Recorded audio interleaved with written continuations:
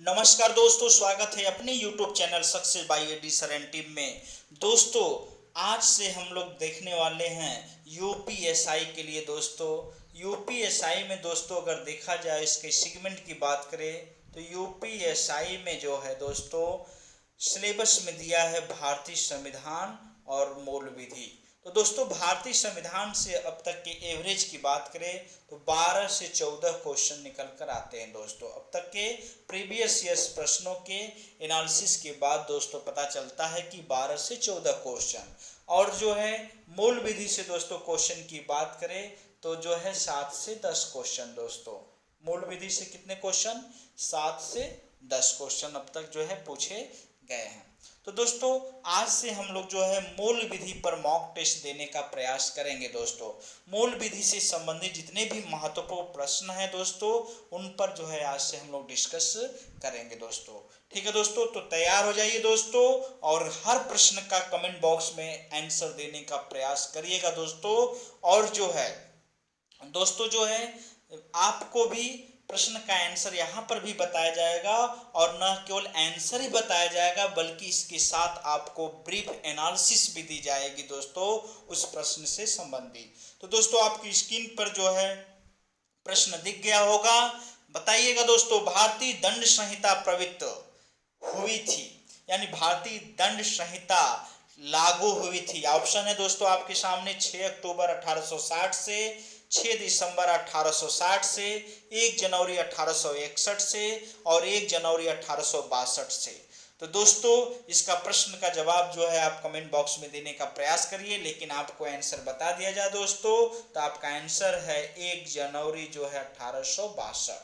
दोस्तों, अधिनियम जो है 1 जनवरी 1862 को भारतीय दंड संहिता लागू हुई। लेकिन दोस्तों देखा जाए तो इस अधिनियम को गवर्नर जनरल की जो अनुमति है दोस्तों 6 अक्टूबर 1860 को ही मिल गई थी।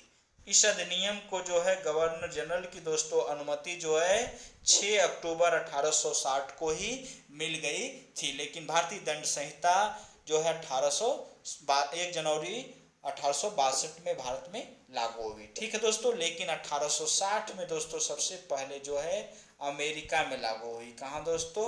अमेरिका में। ठीक है दोस्तों, ध्यान रखिएगा। नेक्स्ट क्वेश्चन दोस्तों, नेक्स्ट क्वेश्चन है दोस्तों आपके सामने जो है भारतीय दंड संहिता 1860 की धारा 1 संबंधित है। भारतीय दंड संहिता की 1860 की धारा 1 संबंधित है। ऑप्शन ए है दोस्तों अपराध की परिभाषा से, ऑप्शन बी संहिता के नाम और उसके प्रवर्तन के विस्तार से, और ऑप्शन सी है दोस्तों जो है संहिता के नाम और उसके क्षेत्राधिकार से, और ऑप्शन डी है उपयुक्त में से कोई नहीं। तो दोस्तों, भारतीय दंड संहिता की धारा फर्स्ट की बात करें दोस्तों, धारा 1 की बात करें दोस्तों, तो जो है संहिता के नाम और उसके प्रवर्तन के विस्तार से संबंधित है। भारतीय दंड आईपीसी की धारा जो है 1 जो है का संबंध दोस्तों संहिता के नाम और उसके प्रवर्तन के विस्तार से है। दोस्तों, नेक्स्ट क्वेश्चन आपके सामने दोस्तों मेंस रिया से तात्पर्य है। दोस्तों, प्रश्न है आपके सामने मेंस रिया से तात्पर्य है आशय, ज्ञान, हेतु, दुराशय। आशय, ज्ञान, हेतु, दुराशय। दोस्तों, बात की जाए तो ये मेंस रिया एक प्रकार की अपराध के आवश्यक तत्व हैं दोस्तों। तो बात आती है कि अपराध के आवश्यक तत्वों की बात करें तो 4 आवश्यक तत्व हैं दोस्तों। कितने? 4। नंबर 1 की बात करें तो मानव अपराध के जो है आवश्यक तत्व, मानव आपराधिक मन स्थिति या दुराशय, इसी को दोस्तों मेंस रिया कहते हैं। दुराशय या फिर दोस्तों आपराधिक मन स्थिति, आपराधिक मन स्थिति दोस्तों। ठीक है, आपराधिक मन स्थिति। तो 4 आवश्यक तत्व हैं, मानव और आपराधिक। दूसरा जो है मानव, पहला मानव और दूसरा की बात करें तो जो है आपराधिक मन स्थिति या दुराशय। तो दोस्तों ऑप्शन डी हो जाएगा आपका आंसर। मेंस रिया का संबंध दोस्तों क्या है? दुराशय। दुराशय को ही इंग्लिश में कहते हैं मेंसरिया। ठीक है दोस्तों, मेंसरिया। और तीसरा आपराधिक कृत्य, आपराधिक कृत्य। और चौथा आवश्यक तत्व की बात करें तो ऐसे कृत्य से मानव तथा समाज को क्या क्षति हुई, ये जो है अपराध के आवश्यक तत्व है। लेकिन जो कार्य का हेतु जो बात करें दोस्तों, कुछ लोग कहते हैं हेतु यानी मोटिव, अपराध का आवश्यक तत्व नहीं है। तो दोस्तों क्या होगा, दुराशय। तो मेंसरिया से तात्पर्य क्या है, दुराशय, अपराध की मानव स्थिति। नेक्स्ट क्वेश्चन दोस्तों, भारतीय दंड संहिता में स्त्री शब्द द्योतक है दोस्तों, स्त्री शब्द द्योतक है। तो दोस्तों ऑप्शन है 15 वर्ष से ऊपर की आयु वाली किसी महिला का, 18 वर्ष से ऊपर की आयु वाली किसी महिला का, 21 वर्ष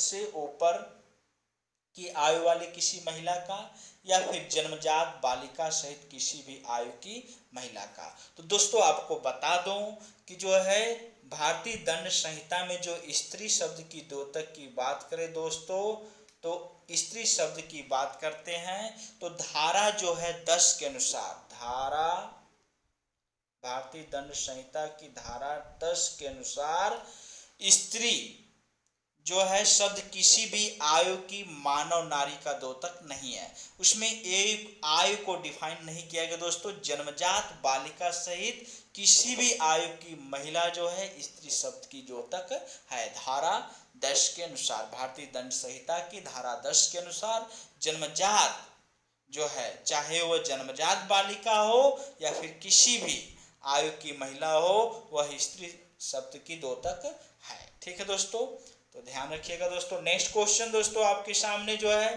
भारतीय दंड संहिता में शब्द स्त्री द्योतक है। सेम जो है दोस्तों, जो पहले क्वेश्चन अब हम लोग देखे हैं उसी क्वेश्चन का रिपीटेशन हो गया दोस्तों, बस ऑप्शन चेंज है। वयस्क स्त्री, अविवाहित स्त्री, किसी भी आयु की स्त्री, तो विवाहित स्त्री। दोस्तों इसका आंसर तो आप लोग जरूर दे सकते हैं, किसी भी आयु की स्त्री। तो इसका आंसर क्या होगा दोस्तों, किसी भी आयु की स्त्री। नेक्स्ट क्वेश्चन दोस्तों, नेक्स्ट क्वेश्चन आपके स्क्रीन पर दिख गया दोस्तों, भारतीय दंड संहिता की किस धारा में, भारतीय दंड संहिता की किस धारा में भारत को परिभाषित किया गया है। तो दोस्तों आईपीसी की धारा 18, आईपीसी की धारा 18 में भारत को परिभाषित किया गया है। तो दोस्तों आंसर क्या होगा, आईपीसी की धारा 18 में जो है भारत को क्या किया गया है, परिभाषित किया गया है दोस्तों। अर्थात आईपीसी की धारा 18 के अनुसार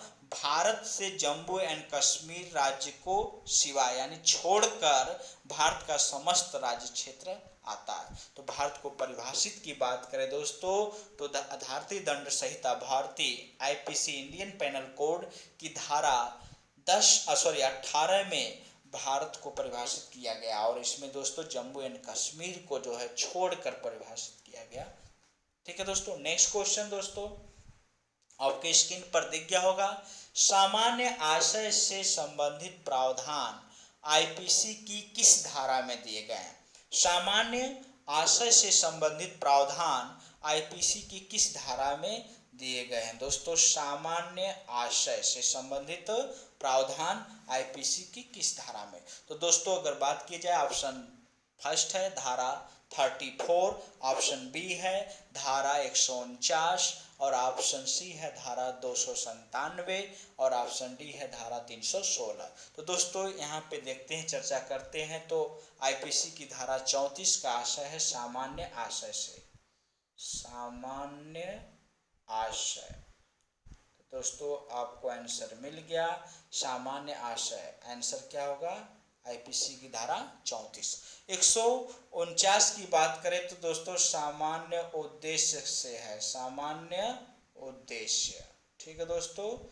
और ऑप्शन जो है सी यानी 297 का संबंध जो है दोस्तों कब्रिस्तानों और आदि इसी टाइप्स के क्षेत्रों में अतिचार से संबंधित है। कब्रिस्तानों आदि क्षेत्रों में क्या, अतिचार से संबंधित है। और आप जो है धारा 316 की बात करें तो किसी भी सजीव आजाद शिशु के मृत्यु कारित करने से संबंधित घटना से है दोस्तों। तो इसमें जो है सामान्य आशय से संबंधित प्रावधान दोस्तों भारतीय दंड संहिता के धारा 34 में दिया गया है। नेक्स्ट क्वेश्चन दोस्तों, भारतीय दंड संहिता की धारा 34 पर प्रसिद्ध वाद है। दोस्तों अभी जस्ट एक क्वेश्चन देखें तो धारा 34 जो है इस पे प्रसिद्ध वाद जो है, कोई एक वाद जो है प्रसिद्ध है, क्या है दोस्तों? तो पहला ऑप्शन है मैकनाटन का वाद, दूसरा है रेग बनाम गोविंदा, और तीसरा है वारिंद्र कुमार घोष बनाम इम्परर, और ऑप्शन डी है केशव मैथ्यू वाद। तो दोस्तों आपको अगर आंसर बताया जाए तो ऑप्शन सी जो होगा करेक्ट आंसर, वारिंद्र कुमार घोष बनाम इम्परर राज, ठीक वाद भारतीय दंड संहिता की धारा 34 पर प्रसिद्ध वाद है। वारिंद्र कुमार घोष बनाम इम्परर जो आईपीसी की धारा 34 पर एक प्रसिद्ध वाद है। नेक्स्ट क्वेश्चन दोस्तों, अपराध की परिभाषा, अपराध की परिभाषा दी गई है भारतीय दंड संहिता 1860 के अध्याय 2 में, दंड प्रक्रिया संहिता 1973 की धारा 2N में, भारतीय साक्ष्य अधिनियम 1872 की धारा 3 में, और उपयुक्त सभी। तो दोस्तों आपका अगर एग्जैक्ट आंसर देखा जाए तो अपराध की प्रत्यक्ष जो परिभाषा है दोस्तों वो दंड प्रक्रिया संहिता 1973 की धारा जो है 1973 की धारा 2N में दी गई है दोस्तों। तो आपका एग्जैक्ट आंसर होगा दोस्तों, अपराध की जो प्रत्यक्ष परिभाषा की बात करें तो दंड प्रक्रिया संहिता की धारा 2N में दिया गया है। नेक्स्ट क्वेश्चन दोस्तों, भारतीय दंड संहिता 1860 के अधीन धारा 42, 1860 के अधीन धारा 42 में प्रयुक्त स्थानीय विधि कहां पर लागू है? ठीक है दोस्तों, तो प्रयुक्त स्थानीय विधि कहां पर लागू है? संपूर्ण भारत पर, ऑप्शन ए है संपूर्ण भारत, ऑप्शन बी है भारत के किसी विशिष्ट भाग पर, भारत के किसी भी भाग पर, और ऑप्शन डी उपयुक्त में से कोई नहीं। तो दोस्तों अगर देखा जाए तो आईपीसी की धारा जो आईपीसी भारतीय दंड संहिता 1860 की धारा 42, धारा 42 दोस्तों, धारा 42 के अनुसार स्थानीय विधि वह विधि है जो भारत के किसी विशिष्ट भाग में लागू होती है। तो दोस्तों ऑप्शन क्या होगा दोस्तों? ऑप्शन बी, भारत के किसी स्थानीय विधि कहां पर लागू है? भारत के किसी विशिष्ट, क्योंकि भारतीय दंड संहिता 1860 के अधीन धारा 42 में प्रयुक्त परिभाषित किया गया है कि स्थानीय विधि वह विधि है जो भारत के किसी विशिष्ट भाग